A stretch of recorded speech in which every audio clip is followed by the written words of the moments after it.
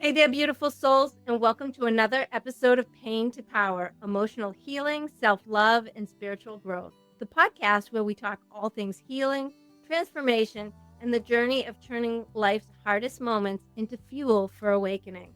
I'm your host, Jill Ripley, and today's story is one that powerfully embodies resilience, purpose, and the refusal to live as a victim of circumstance. My guest today is Dan Cummings, founder of Journey Forward, a comprehensive paralysis recovery center in Canton, Massachusetts. After a diving accident left him paralyzed from the chest down, Dan was told he'd never walk again, but he wasn't willing to accept that. After failing to find the comprehensive care he needed for optimal recovery here at home, he left Massachusetts and traveled across the country to California, one of the few places offering the kind of intensive rehabilitation he needed, where he trained for hours every day for nearly 4 years. Through that work, he not only regained the ability to walk, but also discovered his life's mission to bring the same level of hope, determination, and recovery back home to New England so no one else would have to leave their family or community to heal the way he did. In this conversation, we'll talk about the mindset that carried him through, the mission behind Journey Forward, and how refusing the victim mentality can completely transform your life, no matter what challenges you face. So take a deep breath, open your heart, and get ready to be inspired by a man who proves that with courage, consistency, and love, anything is possible. Dan, I'm so happy to welcome you here today and so Thank you, grateful for Jill. your Thank you. time. Yeah, thank you for having me. Absolutely. So, Dan, you had a life changing injury when you were just 19 years old, and doctors told you you would never walk again. Can you share what that moment was like for you emotionally and mentally, and how you decided you would not accept that verdict? Yeah, not only was I told I would never walk again, but I was told I'd be lucky if I could feed myself. Because I broke my neck, so I was a quadriplegic. So I was paralyzed really from the shoulders down. Very minimal movement of my arms, couldn't move my fingers. But, I'm hearing this news, and hey, I was only 19 years old when it happened. And I knew that age was on my side. I had my whole life ahead of me. I worked out a lot. I played sports my whole life up to that point. I played football and baseball up through high school. Like I said, I worked out a lot. And I just truly, truly believed that as long as I took one day at a time and I gave it everything that I had on that one in particular day, that there would come a day I got up and walked again. And I believed it with all my heart. Again, only 19 years old, my whole life ahead of me. I just truly, truly believed in myself, really. That's amazing because at 19 years old, I think a lot of people don't have that strength and mentality to look beyond the moment to see what can be ahead. And there are some people who would have just given up in that moment, but it sounds to me like your background in sports and strength training helped to propel you in a good direction. Absolutely. Yeah, without a doubt. Just of course, just believing myself and my faith. I have a lot of faith. I definitely I leaned on God. I'll tell you that. I prayed every day. I used my holy water and I believe, God absolutely had a big part of my recovery, without a doubt. So I Oh, thank I him every single day. Good for you. Yeah. I totally believe, whether you call it God, Allah, the Holy Spirit, the divine, I'm very connected to my higher power. And I think that's amazing that you leaned on your faith to help pull you through. Absolutely. Yeah. My faith is probably what got me through it. I mean, I hit rock bottom. I remember laying in the hospital bed when I realized what was going on with me, literally looking up at the ceiling, thinking, it doesn't get any worse than this. I have hit rock bottom. And I just talked to God. I said, just please, help me get back on my feet. I don't care if I have to walk on a walker, crutch. I just want to be able to put one foot in front of the other. I don't, and yeah, I just That and a lot of hard work and believing in myself and just taking one day at a time and my prayers, my exercises, and my vitamins. Good for you. You've said that the prognosis you received became kind of a fuel for you. How did you shift from shock or despair to channeling that into determination? It immediately, I didn't have much shock. It would immediately pretty went to determination. I've said it, the best thing the doctors have done, besides saving my life is probably giving me the prognosis that they did, because that just made me want it that much more. When I did have a chip on my shoulder, um, and, when you're told that you can't do something, at least me, it fires me up and you just want to prove to those people or those person that, oh, yes, I can. Oh, And, I um, agree with that for and, sure. and that lit a fire under me, and like, I can't even explain. And I wanted to prove them wrong, to get back up on my feet more than I ever wanted anything in my life. And I wasn't going to stop no matter what it took. If it took moving 3,000 miles away, that's what I was going to do. I was whatever it took. So, can you tell me a little bit about your experience at the rehabilitation in California? Yeah. So I broke my neck. The first couple of years I was just doing traditional physical therapy, which was 45 minutes, 3 days a week. And I felt it was a joke. I felt that, but it was only 45 minutes. By the time they wheel you in there, they get you out of your wheelchair, these range of motion exercises to stretch you out, there's 25 minutes gone, and they have to start getting you in your chair, at least 5 minutes before the 45 minutes is up, because right when that 45 minutes is up, you're out the door and the next person's in. So you're really only getting about 15, maybe 20 minutes of actual exercising. But the exercise, it was a joke. And I felt like I felt like I was being taught how to live in my wheelchair, first of all, and I wanted to be taught how to get out of my wheelchair. And I felt that my therapists were working on my strengths, not really much of my weaknesses or my paralyzed parts. And I was making progress. I made progress those first couple of years without a doubt, and I was doing as much as I could, 45 minutes, 3 days a week. But I was going to the Quincy YMCA on my off days where I rode an electrical stimulation bike, and I had a trainer work with my upper body. And then I had a standing frame at home that was a machine that would put me into a standing position. And I got into that every single night for 3 hours. And I had a workout routine that I would do at home. So I was doing everything I could on my own, along with whatever the insurance company would give me, to overcome this. But then it was about the 2 year mark when the insurance cut me off, telling me I was done progressing.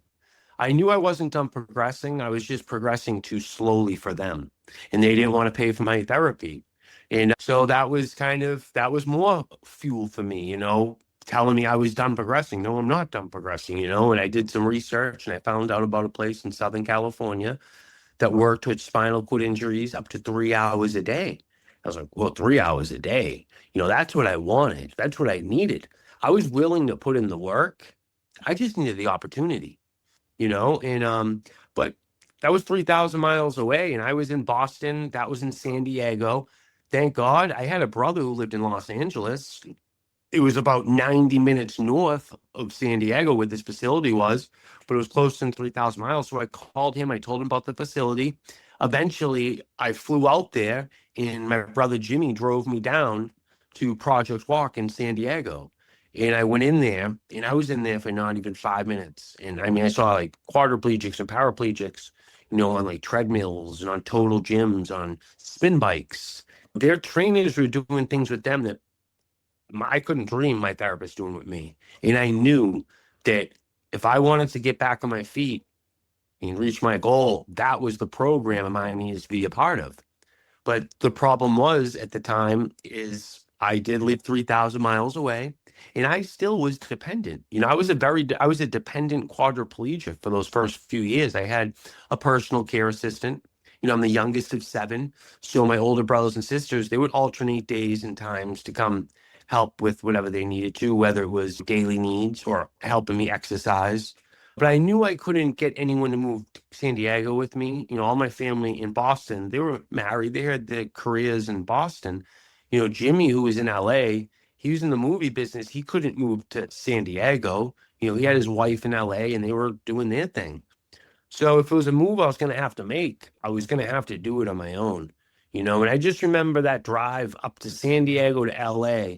And I just remember looking out that window, just watching the trees as my brother's driving back. And my brother said to me several times, "You're very quiet, Dan." And I was quiet because I was just thinking, how am I going to do this? I need to move here.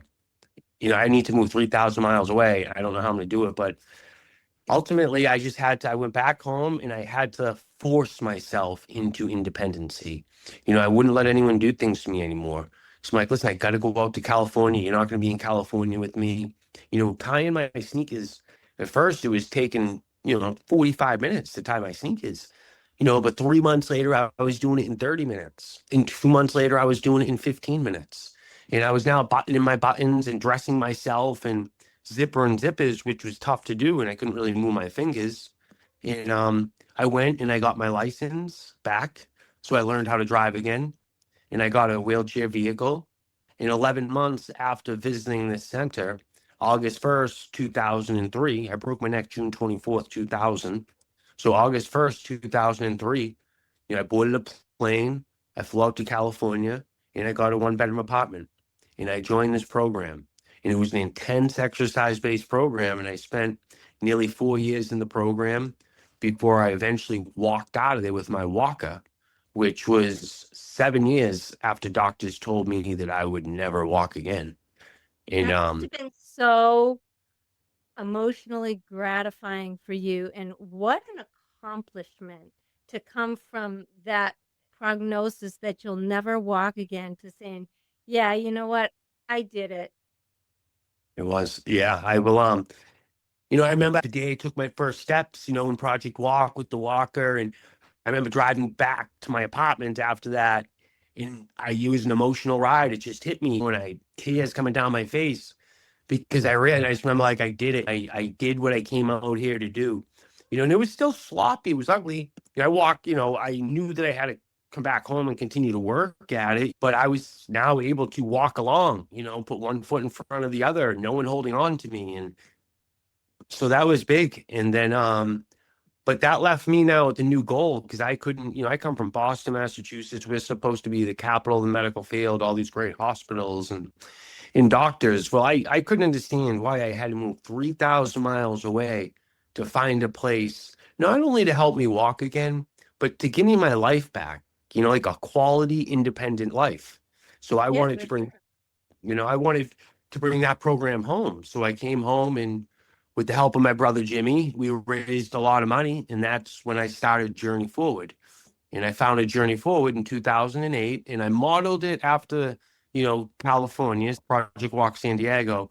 But then we just took it to another whole level and opened it in 2008. And we've grown tremendously. You. Now, I can't imagine that moving to California and being a part of this program was easy on the pocketbook. How did No, you it manage wasn't. that? Fundraising. When I first came, so when I got home, when I got hurt, when I was in the hospital, my family were putting on golf tournaments. My high school, I graduated from Xaverian Brothers High School, and so did three of my brothers as well. And Xaverian was a big help. They wrote a letter. They had them coordinating with my family. Sent a letter to every single kid that graduated from 1983 to 1999, because four of us graduated in those years. Everyone's going to know one of us, and a lot of money came in from that. And when I came home, there was a huge fundraiser put on for me. So a lot of fundraising, and we were able to do it. But I'll tell you, renting an apartment was a lot cheaper in 2003 than it is in 2025. I Yeah, remember I paying my imagine. I had they cost me like, I remember $1,300, for one bedroom. Nice. It probably would cost like 2,500 today. Yeah, I bet. What an amazing testament to your family and your community that everyone came together in support of your journey towards healing. And I feel like as as society, we are, to me, we're all connected. And I hear so much, I hear people will say, oh yeah, people stink or whatever. And I say, no, no, no. Most people are good. It's just the bad ones that you hear the most about.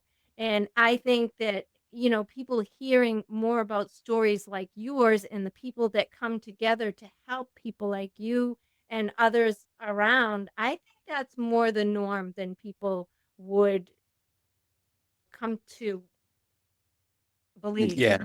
Right, right. Yeah, I know when bad things happen, people, there's still a lot of good people in the world, that's for sure. I believe it. For our listeners who may not be familiar, can you describe the core mission of Journey Forward and how you view it as different from traditional physical therapy or rehabilitation? So Journey Forward's a 501c3 nonprofit organization dedicated to bettering the lives of those with paralysis through an intense exercise-based program. So it's similar to physical therapy, but it's outside the box. It's a lot more intense. What separates us from traditional physical therapy is we first and foremost is a lot of traditional physical therapy, they're tied down because of health insurance. The insurance companies dictate what they can and can't do. Now, health insurance companies don't cover the cost of Journey Forward, so it does come out of our clients' pockets. But at the same time, there's a lot of benefit of that because we can do what we want to do. We can do what the clients want to do, right? So what we do with Journey Forward is we don't only work on the client's strengths, we work on their weaknesses and their paralyzed parts. And we're retraining the nervous system is what we're ultimately doing. And locomotor training is a huge part of Journey Forward. Exciting the nervous system is what we're doing. We're trying to get that nervous system excited. So whatever it is in our clients that are prone, such as leg presses or whatever, but our staff who are exercise physiologists, we don't have a staff of physical therapists, so they're more like athletic trainers. But they will do the movements for the client. So whether if they're on a total gym trying to do a leg press, the client can't do it on their own, the specialist will bend the legs, will straighten the legs, and to go through the whole motion with the client trying to do it themselves by sending that signal down there. And then with the Yeah. client, trying to do it and sending that signal, and then the specialist actually doing the movements, now you got the signal going up, and where it's not connecting is where the spinal cord injury is. But hundreds of thousands, sometimes millions of repetitions, sometimes something will click, and then when it Yeah, it clicks, then you retrains can the start neural building off that. pathways, right? Exactly. And then when you can start to connect through those neural pathways to different muscles, then that's when we can start working on strength, and then ultimately coordination and this and that. But aside from just that, even just the exercise aspect is extremely important. Everyone, every one of our clients will say, of course they want to walk again. Their goal is to walk again. But aside from walking, just the health aspect is so important because there are so many secondary complications that come with whether it's not just spinal cord injury, stroke, brain injury, really anyone who's sitting in a wheelchair, confined to a wheelchair 24 hours a day is very detrimental. And there are many secondary complications that come with that. Able-bodied people should be exercising. So it's even more important for an individual in a wheelchair coming in, getting them out of the wheelchair, working out, bearing their weight, getting that blood flow going, because the exercise has proven to decrease many of those secondary complications. Yeah, absolutely. If you're sitting in a wheelchair all day, your muscles are going to atrophy. And if you're moving them, even if and they say that if you mentally move your muscles and mentally picture going through the exercise, that also helps stimulate those neural pathways. Right. Yep. And that's exactly what our clients should be doing while our specialists are doing the movements. And then eventually, the clients that are starting to connect, then our specialists can back off, right? And just do what they cannot do. But you got to always challenge them. They always need to be challenged, and nothing can be easy. When something gets easy, you got to learn you got to make it hard. I agree.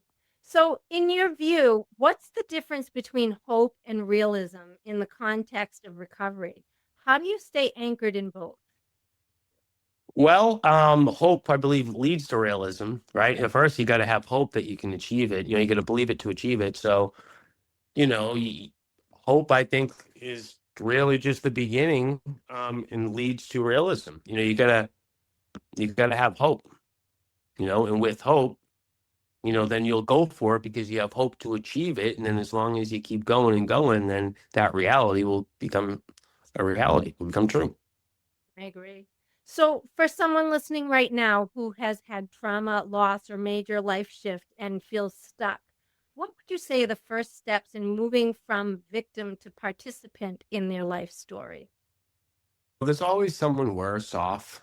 There's always someone worse, and it's just try to help others. I think helping others is important. We're supposed to, we're all on this earth. I think we all got to help each other. If you're going through something very difficult, you try to dig deep and overcome that, and then maybe try to help others, going through the similar situations, overcome it as well.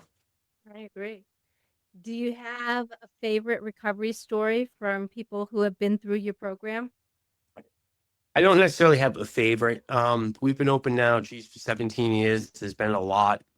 We've had people, one that does stick out, I will tell you, it's been a while, but he came to us from Uganda, probably about 13 years ago. He came to us probably in about 2011, 2012, and he was at Journey Forward for about 2 or 3 years. And he ended up walking out of Journey Forward with his crutches. And he went back home to Uganda to be with his family, who were still all there.